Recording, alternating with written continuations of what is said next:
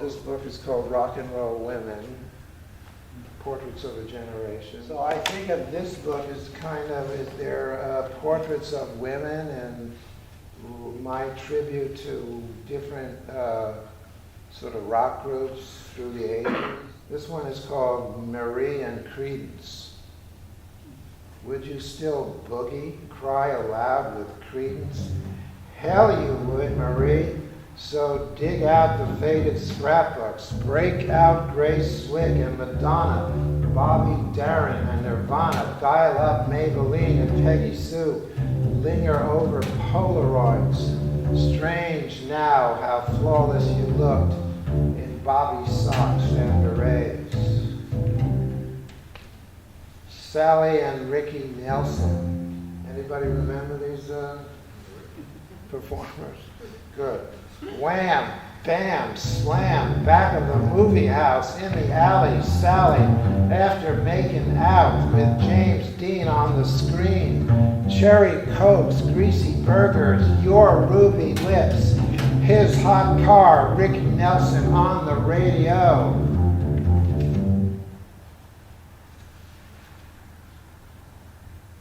Angelica and Janice. You bought tickets to hear Janice at the Fillmore and could hardly believe the hurricane that hit the stage, that blew the audience into the back row of the balcony, then brought them back for a big piece of your heart, and you walked home in a trance. Joe and Joe Cocker. Broken glass, the black of night, the drums in the street, the stereo in your head, you and your lover, stealing secret nights in stolen bedrooms, Joe Cocker flapping in the wind, outside your bathroom window, dreaming other dreams. Judy and the Doors. In between the lilac sheets, the smell of tear gas and patchouli, the world you've known crashing down with the Doors and the hell of Huey, helicopters on the nightly news, fixed bayonets aimed at your raging heart. Karen and Ry Cooter. The country wasn't big enough or wide enough to play the music, 8-track stereo on roads that wound round lost lakes, haunted highways, rains, floods in Minnesota, Ry Cooter in Minnesota, Dust Bowl blues again, turning back pages of Kerouac and kissing along the Snake River.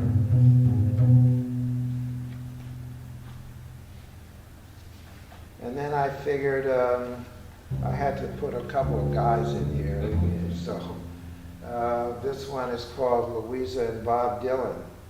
Did you really download Dylan all day, every day, replay, push the self-pity button, sit in the dark at the Roxy Theater, watch The Big Sleep with salty, buttery popcorn until you fell asleep? Usher woke you, roused you, sent you home in taxi, and you washed, dried sadness away. Mr. Tommy and Mick Jagger. Where was the guy, Mr. Tommy, through all these tunes and times? Why he lived in limbo, man, drank Carpenter beer at the bar, played the last jukebox in Nowheresville, USA. Mick Jagger's way, his way. Met a waitress in a ponytail, got the clap, could have been worse.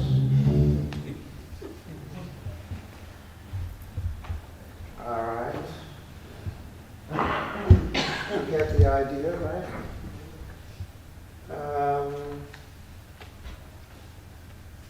This one is called Public Spaces, Private Places, and these are, a lot of these poems are about different places where I've lived. I've wandered around different places. Man, this one is called Santa Rosa, California. I've been there. You know that place? Well, this is my take on Santa Rosa. When did I write this? What does it say here? This was published 10 years ago. Santa Rosa, California. I drove down these desolate city streets with my dad in cab of bright red Ford pickup truck, hunting for wild roses, hauling kindling from the rifle factory, pure apple juice from the Seventh-day Adventist, horse manure from the hip doctor on the hill. We drove in slow motion, my dad and I, past empty red brick warehouses, past broken down hay barns, past unwashed hotels, hovering above the stone railroad station, past overripe apple orchards. No apples harvested today, the sign says, no flowers picked either.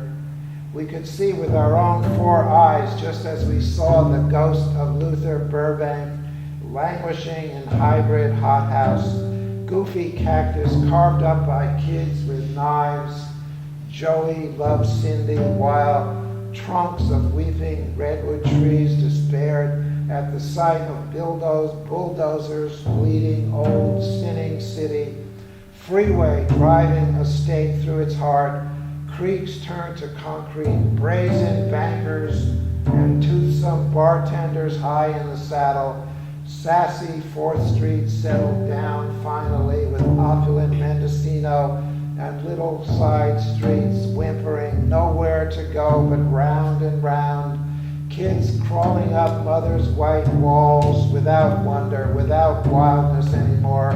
Santa Rosa, city of a rose, inside a rose, inside a rose, waiting for a miracle to happen, and with rosaries on every gaudy street corner, bungalows before you and bungalows behind you, and yet a glimmer here and there on streets lined with oak, pine, and poplar, persimmons perfuming every proper backyard paradise, arid August, flooded February, fog of morning, doubts of summer afternoons and shadows of smoky winter evenings, graduation thrills and frills in June at junior college, Indians buried under the bridge beyond the racetrack, waiting for a smoke signal, a drumbeat, a sign of life, city of garlanded grandmothers and gnarled grandfathers, Santa Rosa. I dream of sepia days long departed, and sad I could not dance with you, my darling, with roses in your hair. Kind of bittersweet, like Valentine to Santa Rosa. That's my hometown. Thank you for that. Okay. So I got to Sonoma County. This is, 1974, 73, 74, when apple farmers were going out, and when you could drive on 12 from Santa Rosa to Sebastopol, and there were no houses there, and it was a very different place. Beautiful. Thank you. You're welcome. Thank you very much. This one is called Harlem.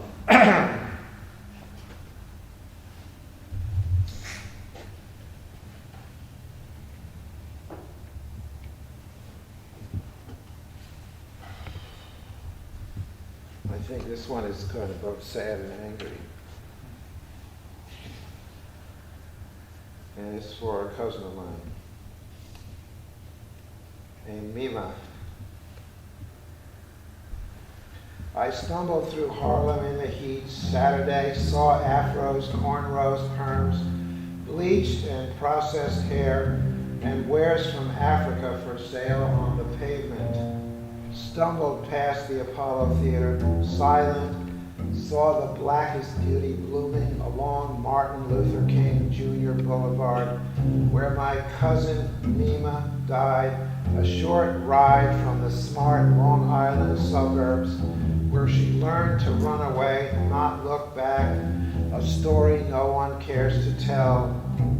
But I remember her tiny white body frozen on the tile floor in Harlem of the Renaissance and riots, her last home a destination for damnation and assassination. And so I stopped in my tracks, flung back my head, saw overhead unreconstructed churches, spires bent and twisted like needles scattered by soldiers, blind and bloody after furious warfare.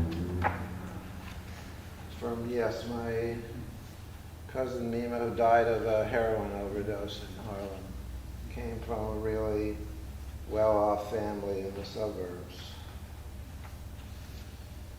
And nobody in the family wants to talk about it or her. This one is called All Immigrants Now.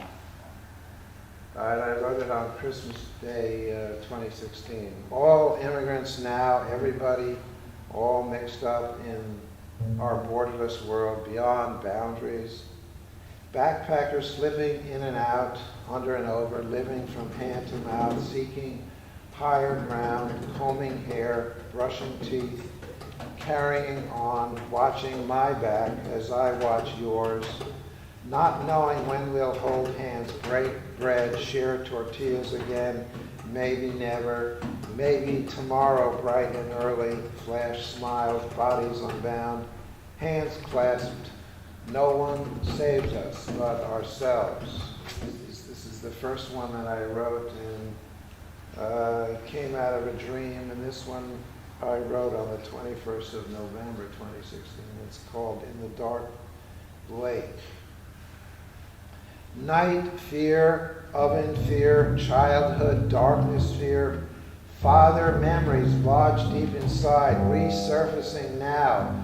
Hansel and Gretel forced into the forest, the nightmares along the dark lake where I turned 3.5, too young to hear Nazi Jew stories at bedtime from my own mean father, not knowing his anger at his own father, my longing for mother comfort, my pillow, my blanket, covering me in the cabin that summer where I want to go now, crawl into that space, hide from neo-Nazi headlines, history unleashed from its grave, the prayers I never said as a boy, the prayers I want to say now, our Father who art in heaven, who never forgot me, The library is closing in 20 minutes. but forgave me, reaching back for something that took me to pillow sleep, woke the next morning and swam in the dark lake. So that's from a memory from when I was 3.5 years old and I was getting ready to go to bed, and my dad says, okay, it's time you heard about the Nazis, and what they did. And he tells me about concentration camps and Holocaust and all that, and I said, Dad, why did you have to tell me now? I'm going to sleep, I'm going to have nightmares. And he said, it's time for you to know about this. Thanks, Dad. So, okay, the next one is called Hymn for My Dad. I remember my dad sat me down near the fireplace on a wintry evening when I was a boy, looked me in the eye, told me I could not cry every time I thought I saw a wolf. Nor could I echo Chicken Little, claim the sky was going to fall when I saw a dark cloud on the horizon. My Depression-era dad took everything in stride, even his own death at 67, and never thought the sky was falling, not when stocks tumbled in 1929, when bombs dropped in 1945, though I imagine he'd say all bets are off now, throw the dice anyway. Take it easy, but take it, I remember he always told me. So I still remember that advice of his, take it easy, but take it. Don't get too worked up about it. Keep your anxiety level pretty low, but just go do what you got to do, man. Good advice, I would say.